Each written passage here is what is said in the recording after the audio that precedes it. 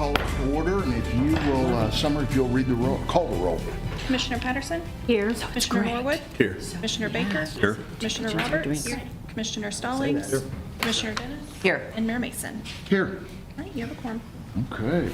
And I buried it. Item 2, at the Commissioner's request, discuss any item of concern on the regular session agenda. All right. Item 3.1, Call Lake Water Supply Program update. Morale, I think this is all you. Yes, sir. Good evening, Mayor and Commissioners. It's time of the year, going to give the last update before we open the Call Lake Water. Still, we are in construction. Currently, we are doing construction management and automation currently going on, even testing. So after this step, we'll be in the program closeout, startup, and operational. That are yet to come. Just to give you some background, this project is divided into 11 projects, small projects. 8 of them are water lines. 1 is an intake structure and treatment plant and distribution system. The water lines, going back to the beginning, the intake structure is 99.9% complete. The only thing left on the intake is adding a flow meter. So that's going to happen August 15th, after August 15th. And the pipeline, it is completely complete. And it was in operation, but we kept it like still, because of the water treatment plant, it's like we stopped. So the pipeline is completed, and intermediate booster station is 100% complete. And the water treatment plant, there are 2 legs of the treatment plant is still under construction. So majority of the treatment plant is complete.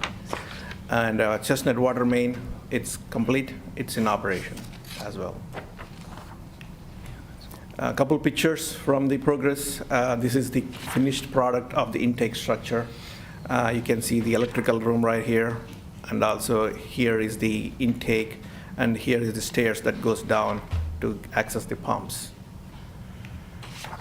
This is the north access road to the intake structure. Pipeline, just a location of it from like northeast on here is the Call Lake cross country, and here is the Enid, and it's coming onto the plant number 2. That's the complete water line, approximately 70 miles of it. Intermediate booster station, this is completed. A couple pictures from finished product. Is the overhead of the location. Here is the pumps, and here is the electrical and control structure.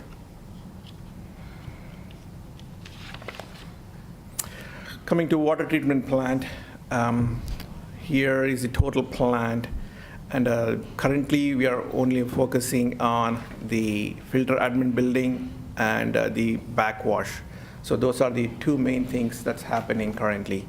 Majority of the treatment plant is completely completed. Here is the, sorry, yep. Flock set, that is complete. Ozone, chemical billing, and these are TSR, terminal storage reservoirs, and this is the sludge lagoons, and here is the high service pump station. These are all complete, and high service pump station, it is in operation currently. Another overhead picture. This is taken a couple days ago, and pretty much currently they are working on roads and grading on the civil work.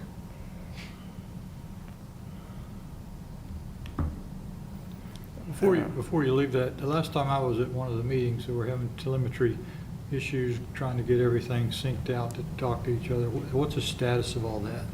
I think the high service pump station, the telemetry is completed. So I think we had some issues on firewall and also some issues regarding the servers. So those being rectified, and it is in operation. You might be talking about the settlement issue too. Telemetry. I assume the settlement issue's Well- not an issue any longer. I think so. I think they understand the directive now, which is related to some of that, right? That's nothing to do with the telemetry, sir. Okay. Telemetry is the putting a high service pump station online. Okay. Yeah, I was talking about telemetry, but you brought up a good point Yeah. on the settlement. So, Yeah, settlement, I think so far, since our last discussion, the settlement stopped. So the only thing left is finishing whatever they cut the concrete out. okay, So, putting it back to where it Yep. looked like before. right. Okay.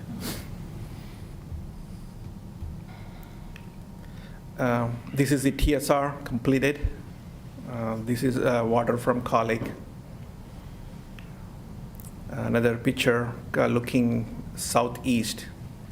This is also like a gravel roads around the TSR, so this is the final grade for the street. This is the raw water pump station. This pump station pumped the water from TSR to Floxhead Basin.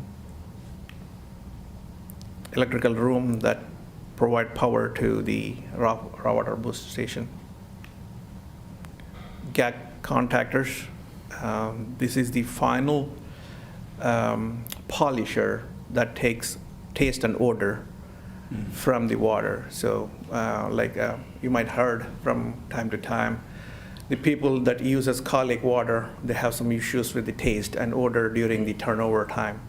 But Enid puts the best treatment technology, GAC system, granular activated sludge carbon. So this takes the taste and odor out of the system. Cool. This is the GAC pump station. The water from the filters, sand filters, it pumps down into the GAC filters. This is the Floxhead basins. You can see some of the final gradings around the Flox sedimentation basin. You can see the water they're testing at the Flox sediment basin. Looking east on the Floxhead basin, you can see in the background the filter admin building, chemical building. This is inside the electrical room that provides power to ozone building. It's pretty completed, and they are working on final touch-ups on the flooring. Administration building, you're looking southwest. Here is the elevator shaft, and here are the sand filters. And this is looking north from the south side. Raleigh, will there be a finish on that raw concrete? There will be a buff finish on the front side, not on the sides. On the inside? Is it inside or outside? Outside from the, Outside, like okay. looking south, yeah. Okay. Yeah, all this like concrete right here, this portion and here, they are going to buff finish. Are they going to paint that, or what? No painting, sir. They just buff it? Buff it, yeah. Okay. This is inside the filter admin building. This is the second floor of the building. Here is the elevator shaft. And the corridor on the west side of the building. So here are break rooms and some offices. Currently, they're working on electrical and Long and skinny. the stairs to the administration building. And here is the some of the conduits inside the filter gallery. This is the high service pump station, which is in operation currently.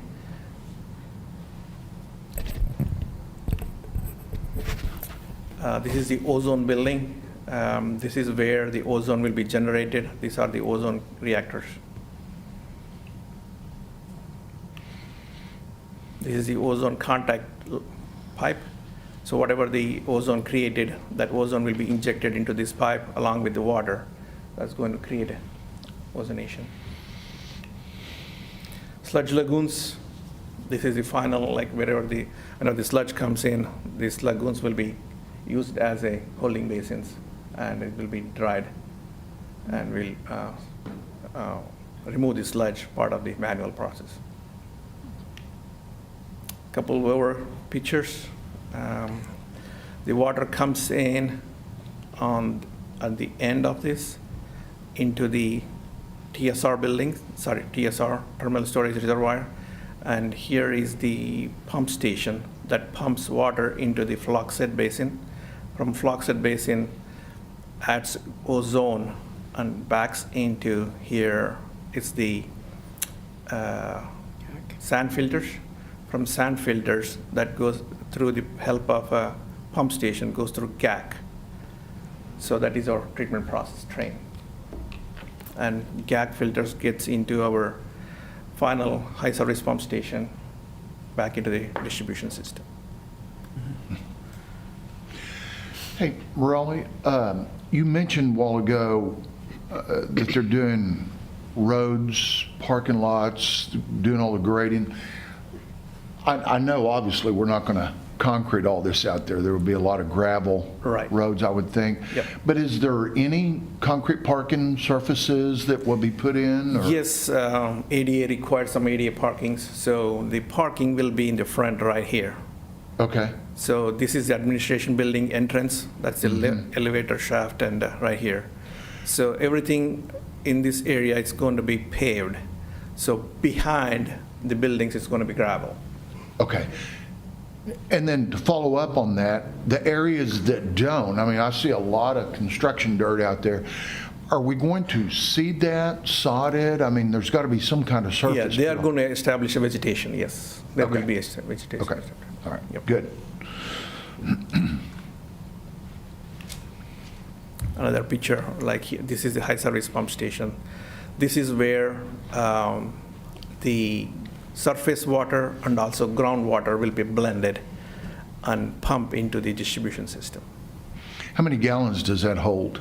3 million gallons. 10 million gallons? 3, 3? yeah. 3 million gallons, okay. How much do we use a day?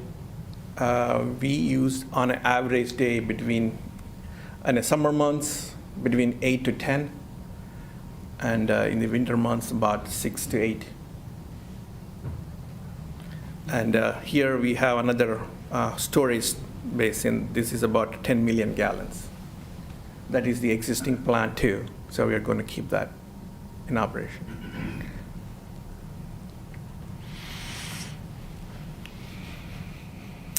Looking south.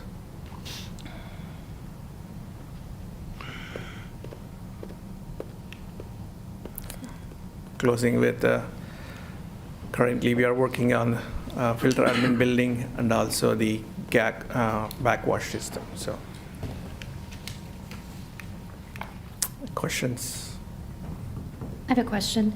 Will there be an odor from those sludge pits? There won't be any, because this is from river sediments, so there won't be any, I would say, yeah, these are like a sand and dirt, so that's kind of the sediments. So we don't have any organic matter, so that creates odor. No. Okay. I just know it's so close to the school out there. Yes, yeah. I was hoping that wasn't going to be an issue. And then do we still, is it still standard procedure to add fluoride to the water? That's currently, yes. I think at the state level, they are looking some options, but I mean, currently we are adding fluoride, yes. Okay. Thank you. But that's dictated by DEQ, right? Whether or not we add fluoride or we Right. don't add fluoride. Yep. Yeah. I think there are both pros and cons for any chemical. So I think it's good for children's. Once if they go into adolescence, I don't think fluoride do any good for them. But yeah, you have to pick and choose the battle. Right. Right. So we're still on target for September 2025. September. All right. And what will that include in September? I mean, I don't think it's completely done, right? Right. By September, we will be looking at operating manual portion, like they are going to individually run each and every equipment. So we call that as a functional testing. So after functional testing, there is a commissioning. So during commissioning process, Garver will be doing all programming. So during that process, that starts probably, I think we are looking at overlapping that procedure currently in the next couple months. But there will be, people will be on top of each other. So we are very diligent on how that's going to happen. I think that might be 6 to 8 weeks for the commissioning process. Okay. So after commissioning, it will be in operation. We will actually be purifying water and putting it in our system starting in September? Is that what I? No. No. September, they just turn on the pumps and make Okay. sure every pump, every equipment is going to run. That's Okay. what the Garnish contract is. Okay. Once the Garnish contract is done, they will be still on site, but Garver will come in and they will be start working on the process. How every step needs to go through, they are going to add chemicals into the system, make sure that blending ratio needs to be done properly. So during that process, there will be some water going to be into the creeks and sewer plant, because until the water quality and chemistry is right, we are not going to put that water into the system. Makes sense, So okay. it's about after September, it might be another 6 to 8 weeks Okay, that All right. starts. Yeah. okay. You know, I'm a slow learner sometimes, so. Me too, sir.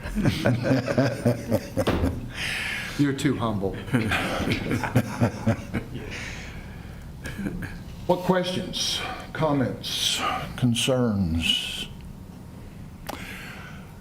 Morali, it's been quite the project. I was curious, I wrote down here, what are you going to do after this thing's done? I mean, I got Ames water line coming up. oh, you do, don't you? That's right, that's right. So, well, it's been quite the project. I know each and every time I go down to any OML function or a mayor's conference, this is the talk. They all want to know how this is going and, you know, what problems we've had. I think now then they're all starting to kind of go, wow, we should have been thinking about, you know, having future water like we did, but we were ahead of the game.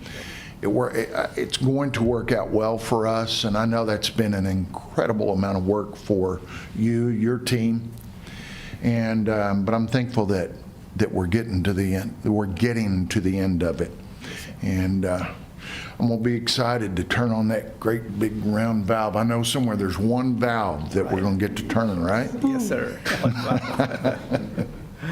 So, thank you. Well, if there are no more comments or concerns on Call Lake, we'll move on. 3.2, discuss the Ames water line transmission main rehabilitation project, including Phase 1, creek crossing, and Phase 2, the slip lining. And I'll just say before we start, I don't know how much the commission, I know Commissioner Stallings, you probably know a lot about this. This is an amazing project also. I mean, this is not for the faint of heart what they're doing on this thing. So very interesting. So go ahead, Morali. I'll turn it over to you.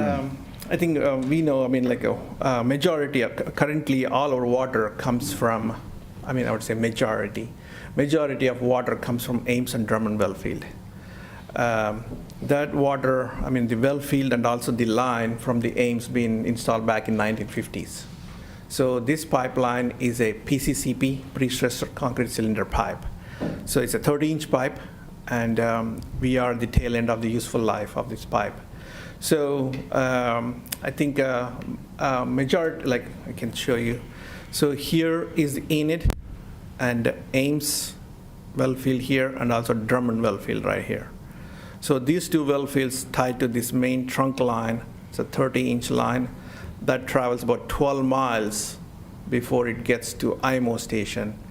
Currently, a part of this relocation and also program project-wise, so we are diverting all the water, Ames and Drummond water, into a 42-inch line that comes from Ringwood and Cleo Springs. The reason is this water, it used to come to the plant 1, which is on Poplar and Chestnut. So that plant will be no more used because we built a brand new plant on Chestnut right next to Garland. So we have to divert this water to the plant 2 on the new plant. So right here, which is on IMO, the IMO Road, it's about like 4 miles or maybe 3 miles from 412. So that is a bypass line currently. So we are going to make that bypass line as a permanent line and divert all the water from Ames and Drummond to the new plant. So that's the part of the project is like currently there are 2 creek crossings.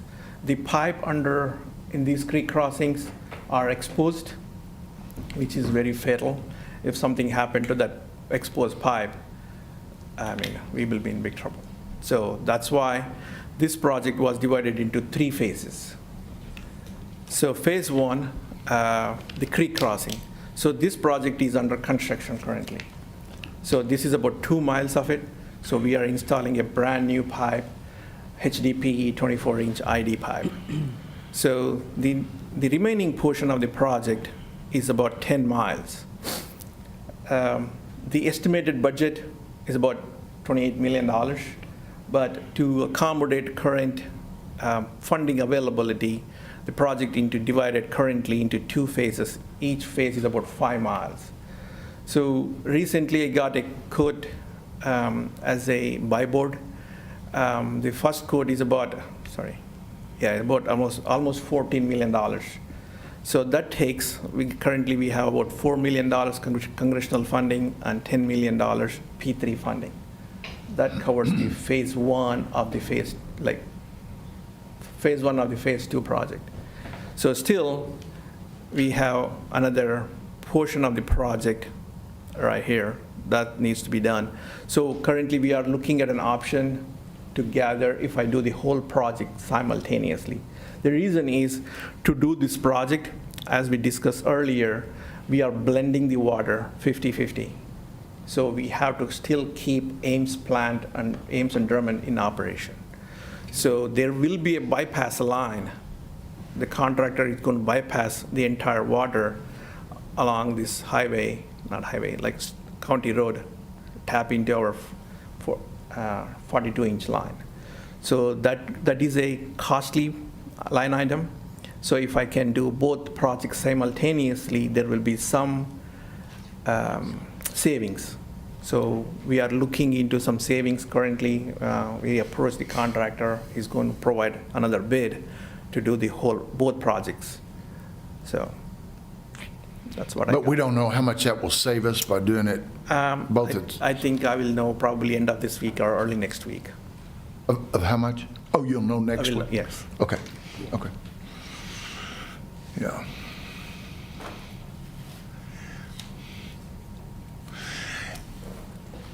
Explain to them, though, what that slip lining is. Exactly what you're doing on that. Slip lining is like the current pipe is a 30-inch pipe, but with our Call Lake water coming in, we don't need 30-inch pipe. So we are going to put a pipe inside a pipe, a 24-inch pipe. So we don't have to dig the whole segment. So they are going to start lining the pipe at every mile segment. They are going to push a pipe inside the existing pipe. So they are going to go mile segment to mile segment. So this will save us contacting with the landowners, so we don't need any additional easements. This will reduce the downtime. The total 10 miles will be less than 8-month construction timeline.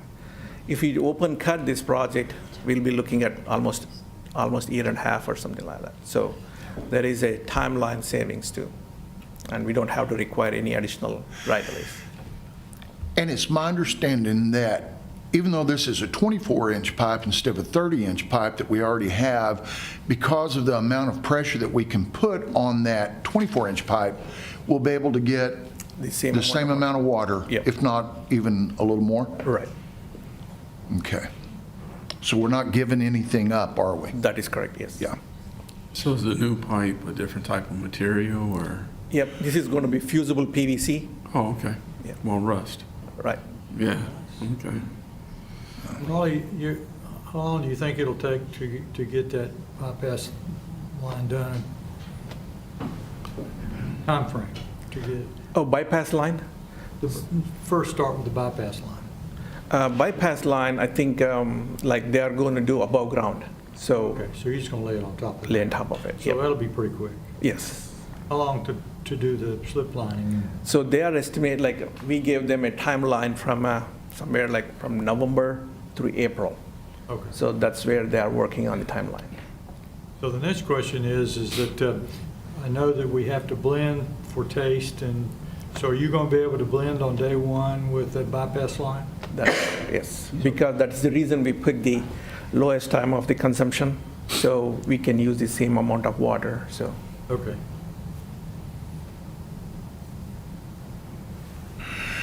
So it's just a matter of coming up with the other 14 million, That's right. right? Yep. So overall, I'm thinking of this right, from the Call Lake pipeline and the Ames pipeline, are we looking at being able to produce like 18 to 20 million gallons a day if we need to? That's correct, yes. We will have that capacity, yes. If somebody comes in, an average daily demand, yes. That's a lot of water. Yeah. Okay. I want to be clear and talk about a few things related to this because we are going to be moving this project ahead, we think, but we need to talk about it's going to have to be in two phases. I think that we can move part of it ahead with the funds that we have with the PPP and or the P3 and the congressional appropriation, but we're looking at a loan potentially for the other piece. And so I think you may see some action items as soon as maybe next meeting on the phase that I believe, and I think we believe collectively we can afford now. And then I know we're working, talking to John Wolf and Alan Brooks about potential loan. So that would probably be it if that comes to fruition and all goes well and it gets approved. I think that would come to fruition in about the November timeline. Is OWRB doing meetings in November, October, November? One a day. Okay. I've heard a rumor they take a month off or so, but I don't know. Only in December. Only in December, okay.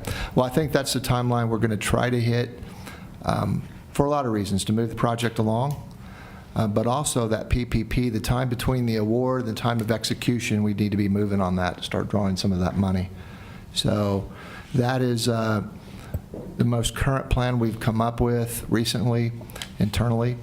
And I know that Morale is getting the quotes for the whole thing and then also for the two separate projects. I think we just want, I would like to see what the difference is, but I think we're going to have to do it in two different pieces. Aaron, do you have anything to weigh in on that? Okay.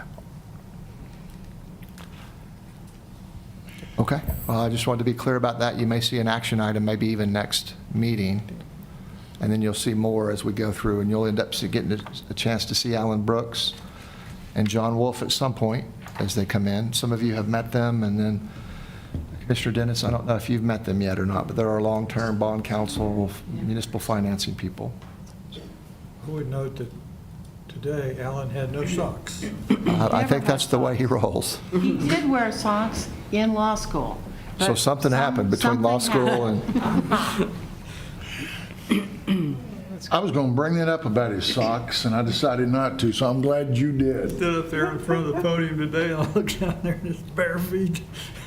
Yeah. So we'll certainly watch for that if he comes, or when he comes. He's a All good right. guy, though. He's been really helpful getting us money. Yes, yes, I agree. Any other comments or anything anybody wants to ask? It's another good project, Marley. Another good project. It's going to setting it up in a way that It'd be I good think for- many other locations will be envious that we've got plenty of water for the future, so. Yes, sir. Thank you. Thank you. Appreciate it. Item 3.3, discuss amending Title II, Chapter 6, Article D-2 of the Enid Municipal Code 2024 to eliminate reference to a dog and cat suspense account in compliance with current governmental accounting standards. Hey, let me open up this, and then I think Aaron's going to come up and talk a little bit. Go ahead and pull up the ordinance if you would, Kent. What we're trying to do here is very, very, well, what's the word? It's very, we think simple. There's some stuff in the code, if you scroll down a little bit, there's a reference to license revenue saying that we'll put it right there, right in there somewhere. Right there. Yeah. Thank you. So we're looking to make that change. I think that's the only change that we want to talk about at this point. But Aaron, why don't you tell them why that's important? Absolutely. So as we finished up last year's audit, I started looking at what we could do to clean up some of our financial reports and financial ledgers and make things a little easier and cleaner at year end. And one of those things was cleaning up suspense accounts. They're kind of an outdated concept for how this account's been used. We've had about 18 accounts that I've cleaned up throughout the year. We have 17 that are totally done and have been changed over to how they need to technically be in accordance with governmental accounting standards and governmental the GASB also and GAAP both. But this one, for some reason, in the actual code for the dog and cat suspense, it not only tells us the what in the code, it tells us the how, which is not typically how that is done. Typically, the how is left up to procedures that are internal to the staff because they're very technical. And so each of those other ones, we've been able to do that and do the cleanup that we need to do through procedures internally. This one specifically references how it's to be done in a dog and cat suspense. That's not in compliance. So what's happening is this dog and cat suspense over time has accumulated a balance. We talked about it during the budget process. There's about $85,000 that has built up in that account. In the budget that was adopted that's currently in place, you guys authorized the $85,000 to be moved over into the police fund and to be expended to make anything that needs to happen with animal welfare happen during the current fiscal year that we're in. So basically, I'm at a point where I have this telling me that I have to leave it in a dog and cat suspense, and I have rules for governmental accounting standards that say you can't have a suspense account. And so I'm out of compliance either way. So I'm asking you guys to just remove it so that I can be in compliance both with the standards that I have to be and with our code. And it's on the agenda tonight. It is. Yes. I know it is. I don't see any issue with doing that. Does anyone have any concerns or? I do have some concerns, just not with removing the language necessarily, but I've been working with some issues, and that account, that money, was designed for a specific use. And so what I need to do, for me personally, because I've been working with this, is ask to maybe table that later in the next session, so I can do a little bit more research and make sure that we're doing the right thing with that. Without going into a long history of why. Okay, but the money's already been moved. Well, and I would have normally gone into the budget and looked at that just to trust but verify. But with all the attention being on the city attorney position, I just haven't had really a chance to do any of the research that would make me feel better before voting on that. And this has been around since '97, I believe. And so if it's been okay for all this time, I don't understand why a couple of weeks couldn't be asked for. Would that affect you in any way, Aaron? I mean, I started this in March so that by year end, we could get it accomplished, and that hasn't happened. And so at this point, the audit's going to find what the audit's going to find. And so 2 weeks from now or today is not really going to matter. All right. Any other comments? Cheryl and I talked earlier today, and I think, yeah, I would second if she makes a motion just to pull that off briefly, because I think it'd be something resolved within a couple of weeks, essentially. Okay. I would like to bring it back in 2 weeks, though, and we'll have to vote on that later, I understand, but I would like that to come back on the agenda so we can clean that up. Thank you. Okay. All right. 3.4, discuss amending Title VI, Chapter 1, Section 2, and Chapter 4, Section 8 of the Enid Municipal Code 2024 to add definitions for a two-way left turn lane and to address the permitted use of left turn lanes. Say that 3 times, right? Mandy? Good evening, Mayor, Commissioners. The PD approached our office requesting that we amend this specific definition regarding two-way left-hand turns and add, if you scroll down to paragraph C of the proposed ordinance, it's adding a paragraph which mirrors state language on how those two-lane highways can be used and utilized. And the specific type of road that they're seeking to target with this type of definition is where there's like 4 lanes of traffic and there's a center lane dedicated where each lane of travel can move into the left-hand lane to make a left-hand turn. And that's the specific type of road that this ordinance is updating the definition to and mirroring the state language to update our current code to reflect state law. It doesn't change the penalties or any other things. It's solely adding the definition and that mirroring the state language.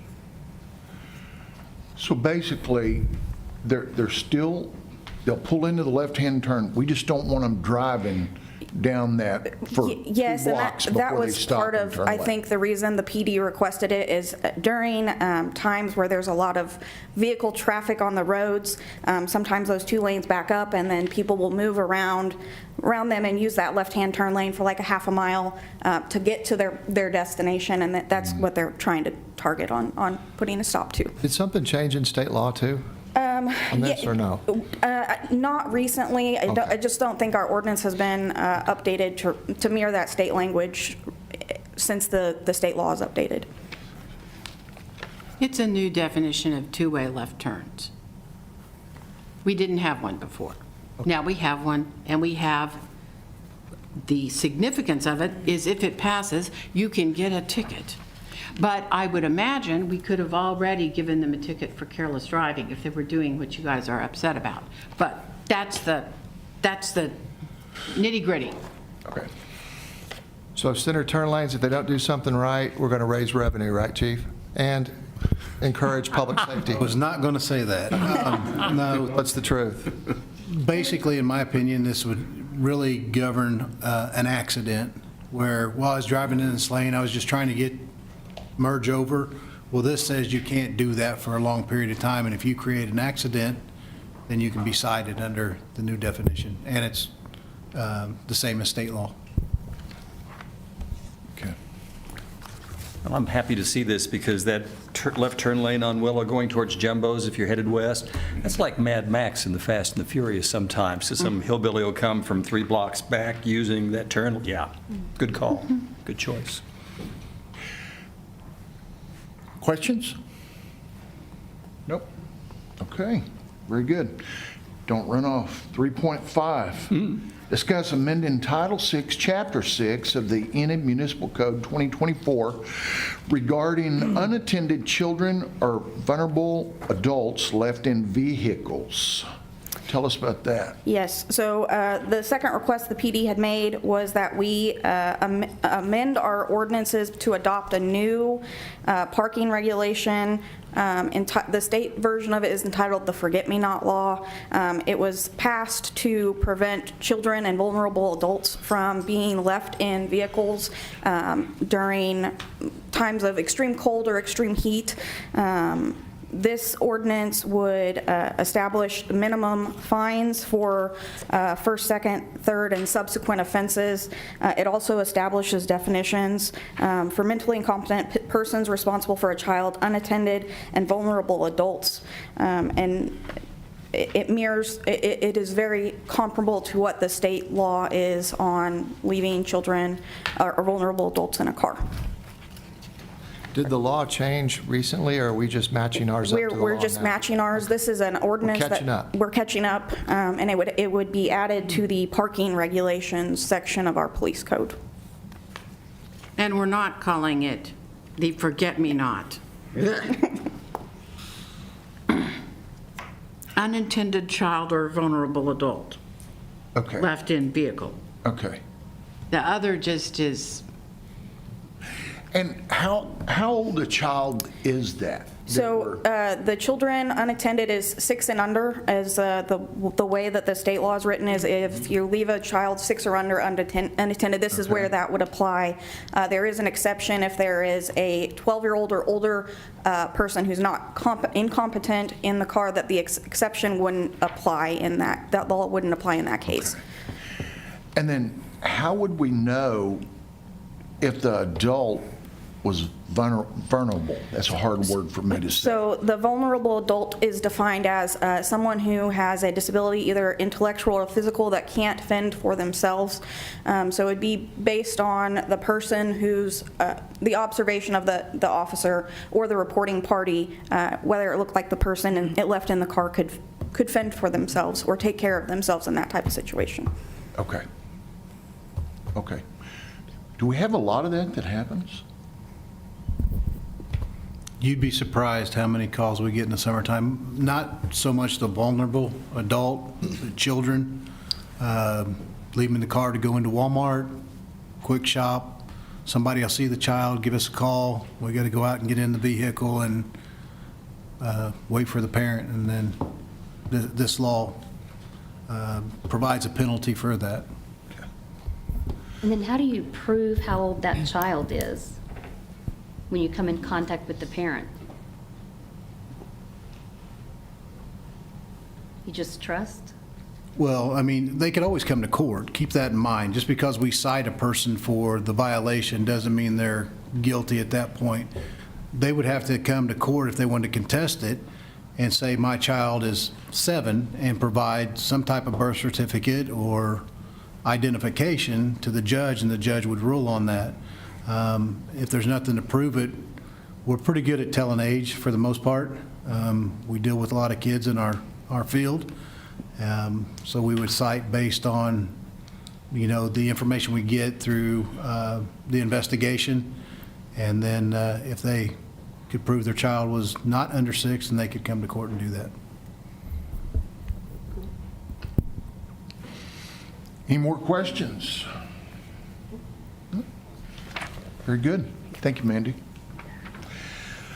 Well, with that being said, looks like we're going to have a pretty good break between now and the commission meeting. So I will adjourn. We are adjourned until 6:30.